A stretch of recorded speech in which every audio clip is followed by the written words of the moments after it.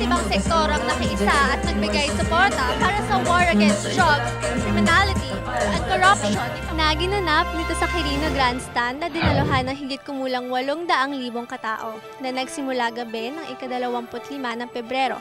Ito ay panasimula ng ecumenical prayer ng iba't ibang religious sector at isa na rito ay pinangunahan ni Pastor Israel Andoy at sinundan ng inspirational message ni Pastor Ponching Cojaman. Sapagkat ang sabi ng tala, ang bawat programa ng ating gobyerno ay nasusulat, labanan ang kasamaan. Ang droga ba ay masama?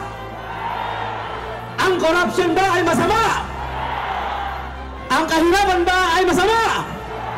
Ang lahat ng yan ay nasa programa ng ating banal na kasulatan.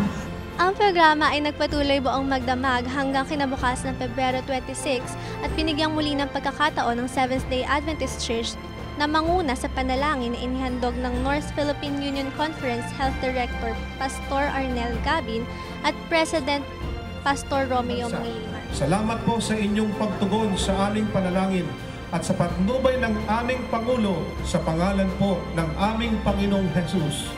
Amen. Nakaesa rin ang iba't ibang paaralan at institusyon ng Adventista bilang pagpapakita ng suporta sa advokasya kontra droga. Natutuwa tayo na tayo makasama dito sa ganitong pagpupulong. Nakikita natin kung paanong nakikiisa ang Pilipinas sa pagnanais ng mga Seventh-day Adventist na maitaas ang ating mensahe sa kalusugan, lalo na ang anti-drug campaign ng Seventh-day Adventist.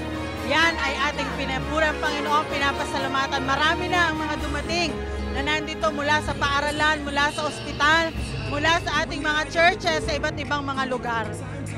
Ang lahat ay natutuwa, nagagalak na makabahagi sa ganitong pagkakataon. Maibahagi natin ang mensahe ng Seventh-day Adventist tungkol sa kalusugan. Ibinahagi naman ni Madeline Santiago, isang estudyante ng Baeza Adventist Academy, ang importansya ng pakikiisa ng mga kabataan sa event na ito. Sa advocacy po ng Adventist Philippines na SAD-free.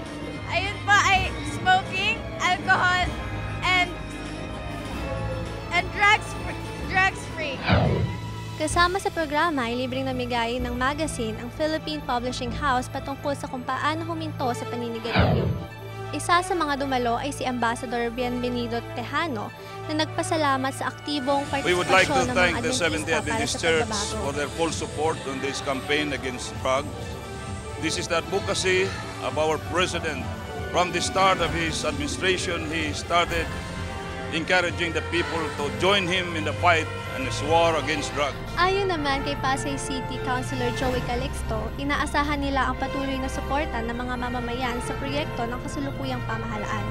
Dito sa program na to, ini-expect natin na mas magiging aktibo, lalong-lalo ng mga kabataan natin. No? Dito laban sa sa pinagbabawal na droga. At siyempre, sama-sama na rin yan sa atin pong alcoholism at siyempre sa atin pong campaign against smoking. Alam nyo, sa amin pong konseho sa lungsod ng Pasay, ipinasa na rin po namin yung anti-smoking ordinance at amin po itong pinag-aaralan upang ma-regulate dahil talaga po, isa pong problemang malaki maliban sa droga at alcoholism, ang smoking dahil marami po tayong mga kababayan na apektado kahit po hindi naninigarilyo. Kaya we have to regulate it, and with this kind of support ng ating lungsod ng Pasay, inaasahan namin na mas magiging aktibo ang atin pong mga mamamayan laban po dito sa mga ipinagbabawal na mga elemento sa atin pong mga mamamayan. At patuloy nga nagiging aktibo ang mga kapwa natin Adventista sa mga programang may kinalaman sa pag-promote ng kalusugan. Tunay na masarap sa pakiramdam ang makiisa kasama ang buong Pilipinas sa iisang layunin kontra droga, kriminalidad, korupsyon at kahirapan. Ito po si Bea Filia, reporting for Hope Today.